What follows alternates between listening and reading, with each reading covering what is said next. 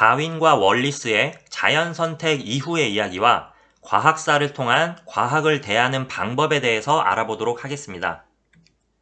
우리가 과학사를 공부하다 보면 위대한 발견에 대해서 서로 내가 먼저 발견했다고 상반된 주장을 하는 경우를 볼 수가 있는데요. 대표적인 예로 미적분학에 대해서 아이작 뉴턴과 라이프니츠가 내가 먼저 발견했다고 주장을 하기도 했습니다. 생명과학에서는 DNA 이중나선 발견에 대해서 왓슨과 크릭이 1953년 논문을 통해서 DNA가 이중나선임을 세상에 알리고 사람들을 깜짝 놀라게 했는데요. 논문에서 이 사진을 자세히 보시면 DNA를 X선 회절 기법을 이용을 해서 촬영한 이미지입니다. 그런데 이 사진은 왓슨과 크릭이 아니라 또 한 명의 과학자인 로잘린드 프랭클린이라고 하는 과학자가 연구를 한 것입니다. 프랭클린은 방사능이 많이 방출되는 그런 연구실에서 연구를 했기 때문에 일찍 사망하게 되고요. 왓슨과 크릭은 1962년 노벨 의학상을 수상하게 됩니다. 다윈과 월리스의 이야기를 해보겠습니다. 다윈은 1836년 비글호 항해를 마치고 2년 만에 자연선택이라고 하는 아이디어를 구상하게 되고요. 1842년과 1844년 두 편의 에세이 초고에서 자연선택이라고 하는 아이디어와 원리를 기록해둡니다. 하지만 가까운 지인에게만 알리고 대중들에게 발표하지는 않습니다. 이렇게 역사적 발견을 하고도 발표하지 않는 이런 안타까운 상황을 매우 안타까워하던 동료 학자이자 다윈의 친구들이 있었는데요. 대표적인 사람이 당대 최고의 식물학자였던 조셉 후커, 지질학자 찰스 라이엘, 생물학자 토마스 헉슬리가 바로 그들이었습니다. 그들은 끈질기게 다윈을 설득했고요. 결국 다윈은 마음을 굳히고 자연선택이라고 하는 아이디어를 대중에게 알리기로 마음먹습니다. 그런데 1858년 어느 날 다윈은 편지 한 통을 받게 됩니다. 바로 말레이 군도에서 생물을 연구하던 알프레드 러셀 월리스라고 하는 사람이 보낸 편지였습니다. 다윈은 편지를 읽다가 아연실색하게 되는데요. 월리스의 편지에는 자신의 자연 선택이라고 하는 원리와 똑같은 내용이 들어있었기 때문입니다.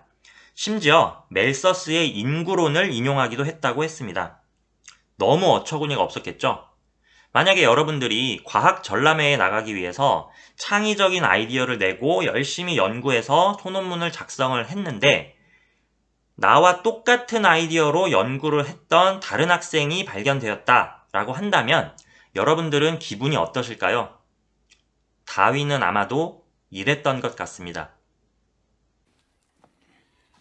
Post for you, sir. This one's from the Spice Islands.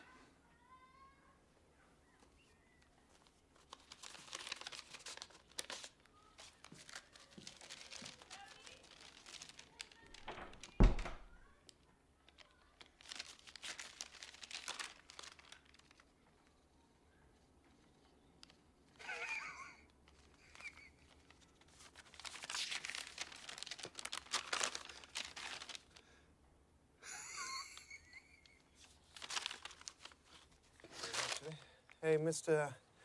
Alfred Russel Wallace has arrived independently at exactly the same opinion expressed.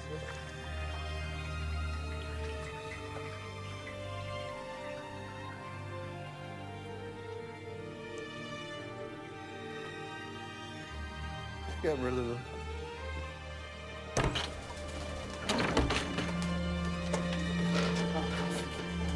Get out! Get out! Go! Come on! Get out! Go!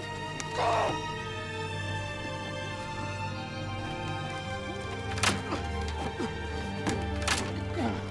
Mr. Darwin. Mr. Darwin.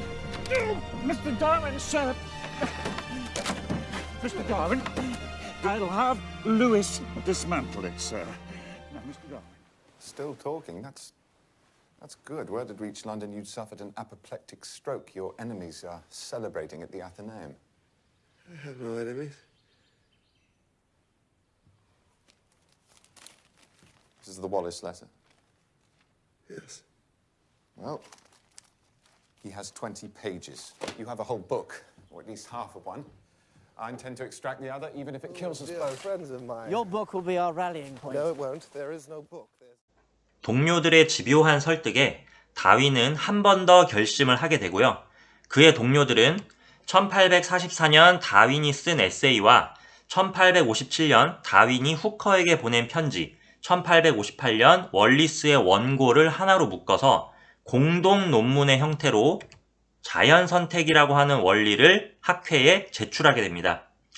그리고 이듬해 1859년 드디어 종의 기원이 출간되게 됩니다. 월리스는 다윈에게 이런 말을 합니다. 자연선택 그 자체는 선생님 연구의 소산이라고 할 것입니다. 제가 만약에 자연선택이라고 하는 걸 발표했다면 주목을 끌지 못했겠지만 선생님이 발표를 했기 때문에 최고의 지성인들의 마음을 사로잡았습니다. 라고 얘기를 하고요. 다윈은 이에 화답하며 우리 두 사람이 라이벌이었지만 어떻게 보면 서로에게 한 번도 질투심을 느끼지 않았다는 점에 매우 만족한다 라고 답변을 합니다. 너무나도 훈훈하죠?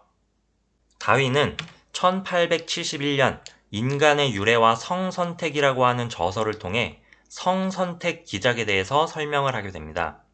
대표적인 예로 공작의 꼬리 깃털과 사슴의 뿔을 드는데요. 이러한 형질들은 생존에는 불리하지만 이성과 짝짓기를 하기 위해 발달된 형질이라고 설명을 합니다.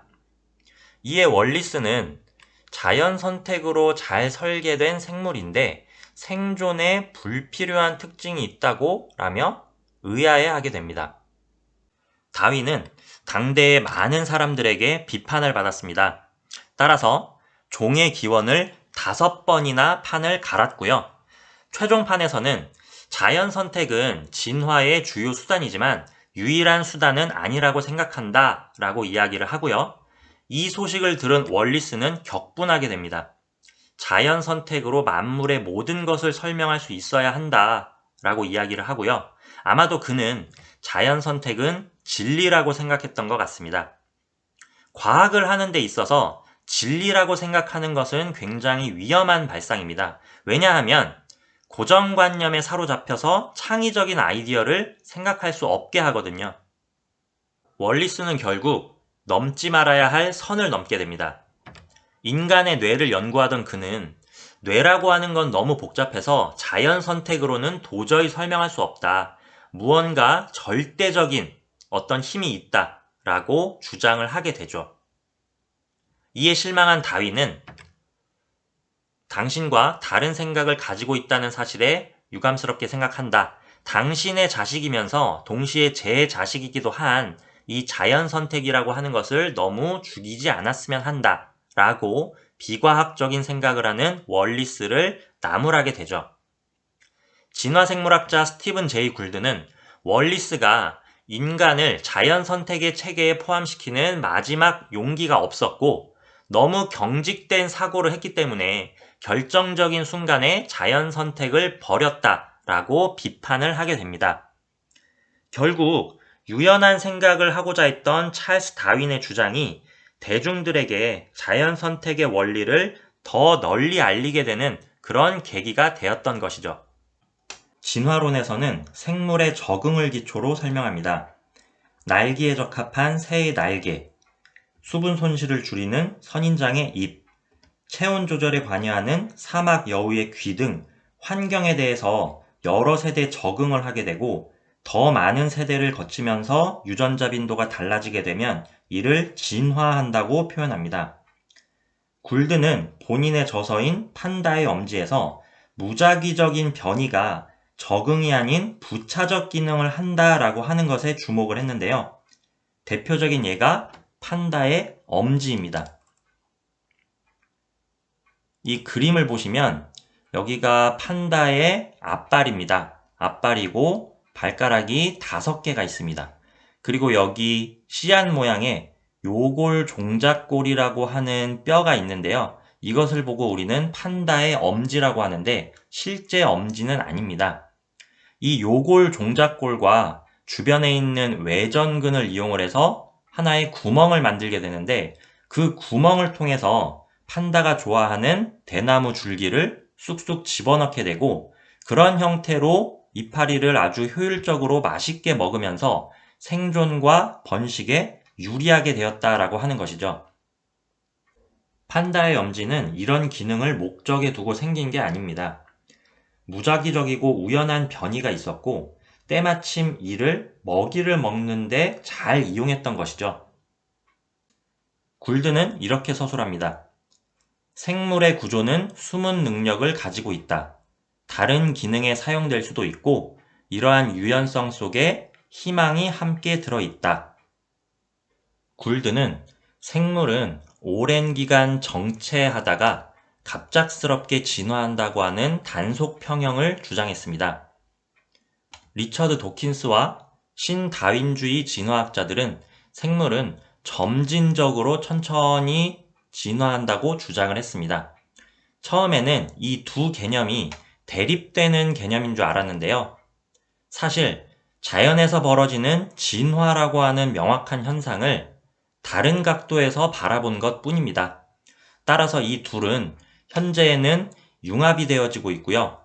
이를 통해서 다윈이 그렸던 생명의 나무를 너무나도 명확하게 설명해주고 있습니다. 이를 통해 현대 진화론이 발전하고 있고 앞으로도 계속 발전할 것입니다. 다 같이 여러 가지 생각을 한번 해보면서 마무리하도록 하겠습니다.